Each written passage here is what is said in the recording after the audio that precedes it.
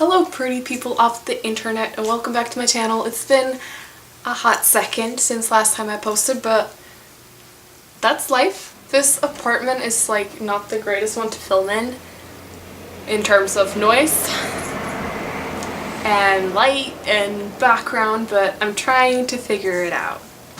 As 2017 is coming to a close, I wanted to do a wrap up of 2017 in books.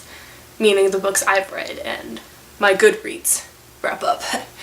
But I also thought it would be a nice chance to sneak in a few personal updates, like if you see this bling bling on my finger, because I'm engaged. I'm getting married in June 2018 to this handsome fellow that's sitting in the other room. So that's exciting. I graduated or whatever from my master's degree. I finished it despite the fact that I hated it and didn't want to. I didn't do any work and graduated with a merit, so like I had like a B+ average, which I feel is very impressive for not doing anything for a year. I started law school, which is what I'm currently doing. So yeah, I'm on degree 3 because I can't find jobs. So don't be like me, get a job, people. I'm also very dark brunette at the moment, which is different, but we're all used to having me with different hair colors, so we'll get used to it.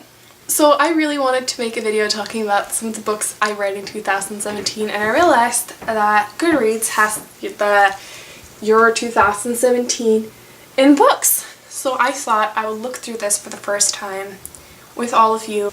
So I am currently reading Difficult Women by Roxane Gay, which, since I'm still reading it, it's not in my Goodreads yet, but so far I absolutely love it and I think it's going to be one of my favorites from 2017. But like, let's look at everything else.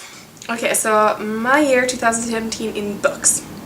So I read 16,717 pages across 55 books. That's sort of impressive. The shortest book was 32 pages and it was What Most Successful People Do Before Breakfast, and the longest one was 699 and it was A Court of Wings and Ruin. And can we just talk about A Court of Wings and Ruin for a moment, and like the whole A Court of Thorns and Roses series in general, because this was some of the best stuff I read in 2017.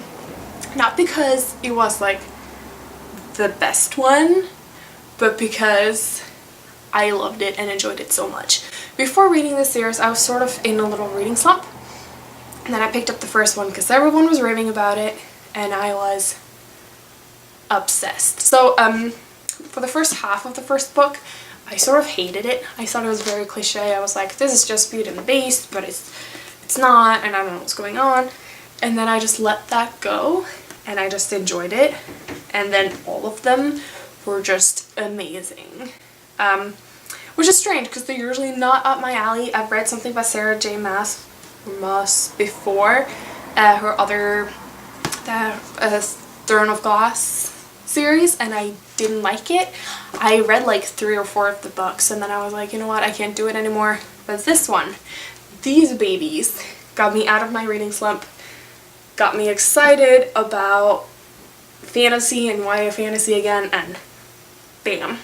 Loved it. So now we're over to the popular books. So the most popular book I read was The Lightning Thief, the Percy Jackson series, and the least popular was the Russo-Japanese War from 1904 to 1905. My average rating for 2017 is 3.9, which I feel is very high. I feel like I'm very generous. I don't like giving books bad ratings without like explaining my whole reason why, and I don't like writing reviews. I also think I'm good at picking up books I think I'm gonna like. So this year I've read a lot by the same authors, which if I find an author I like, I will just read a bunch they have written, and then I usually like it quite a lot. So I think that's why. The highest rated on Goodreads that I read, that I gave 5 stars I think, was A Court of Mist and Fury in the series, so I told you it's good. Also, A Court of Wings and Ruin won the Goodreads YA Fantasy Book of the Year award, so I'm saying it's not just me loving it, it's like everyone. And I read 55 out of 52 books. That was my goal, was 52. Well, it will be 56 when I finish Difficult Women. There are a few more books that I read in 2017 that I find worthy of mentioning. And just randomly, the first one will be The Night Circus. Like, if you follow any YA booktubers or anything, you have heard about The Night Circus. It took me forever to get around to it because I often get tired of YA, but this one was so sweet.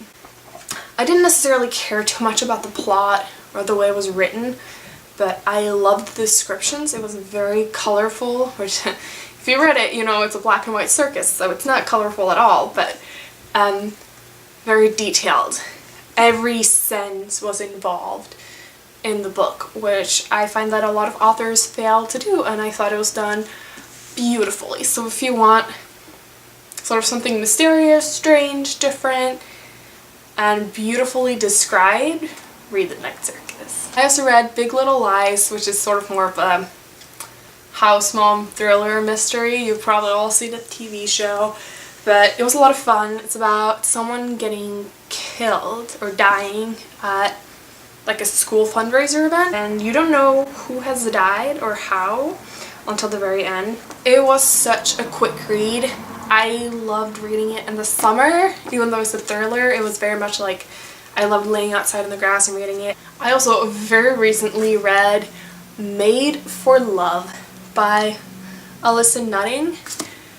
This book looks so tacky and it is absolutely wonderful.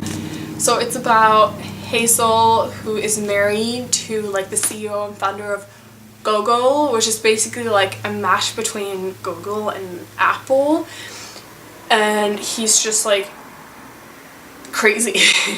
So it's funny because it's sort of, if you read things like Twilight and 50 Shades of Grey, it's very much like it's exactly how they meet in 50 Shades of Grey. Like, she went to interview him on behalf of her roommate who got sick, and he's a super rich, powerful dude, but then he's really awkward. Like, he's not super hot, he's just awkward. She is super awkward. Like, she has no strong opinions. She sort of just ends up marrying him because she doesn't know what else to do. Like, she doesn't know how to say no. But then he wants to install little chips in their brains that connects Hazel and her husband, so they don't even have to talk, they can just communicate by thought. And she runs away from him because he's locking her in, she's going crazy. So she goes to live with her dad, who just bought his new sex doll, which is a very real life sex doll, and lives with him in his trailer park, and it's crazy. It's so funny. It's so clever, and the characters are just awesome. I feel like you very much feel for them. That sort of like hopelessness, like what are you supposed to do with your life? How do you get away from all of this? But it's just so funny, and I absolutely loved it. So I will definitely check out more by Alyssa Nutting in the new year. Oh, I really loved Every Heart a Doorway. It's that super short little story about kids who go missing, who end up in different like fantasy worlds, and then they come back. I thought it was just beautiful. That longing, that sense, and sort of, I don't know, I always find it interesting to hear sort of what happens afterwards, you know, like after Narnia, after the kids went into the wardrobe, like when they came back, and that's exactly what this book does. And it was very short, very sweet, and I thoroughly enjoyed it. Carry On by Rainbow Rowell, which is the sort of the book talked about inside Fangirl. I've read a lot by Rainbow Rowell this year, and she's so funny, she's so clever. Anything by her is just a very easy read. Very few things like stick with me and make a difference in the way I think about the world, which is usually how I sort of value books. But they are such easy reads, so entertaining without feeling like trash. So if you haven't read anything by Rainbow Rowell yet, you're missing out. Oh, okay, the rest I'm just going to mention because there's so many good books that I read in 2017. So The Hitchhiker's Guide to the Galaxy, What Was She Thinking, The Lightning Thief, obviously, even though it's for kids, I loved it. Ghost World, Don't Cry at Ty Lake, Perfume's so good. Vegetarian, which I talked about in like an earlier video from this year. Vegetarian is still so good. Your Inner Critic is a Jerk, and Boy Snowbird. So overall, I read a lot in 2017. More than I expected, less than I wanted, but it's always like that. Anyways, thank you guys so much for watching. Please let me know in the comments below what your favorite books of 2017 were.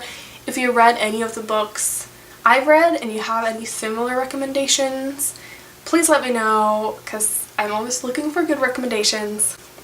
Be my friend on Goodreads. I'll leave a link down below if you want to. I also have all the other social media accounts like Twitter and Instagram and whatever. I keep touching my hair. So happy holidays and a happy new year from Pepino and me. Say bye. Bye. Okay, I will talk to you guys later. Bye.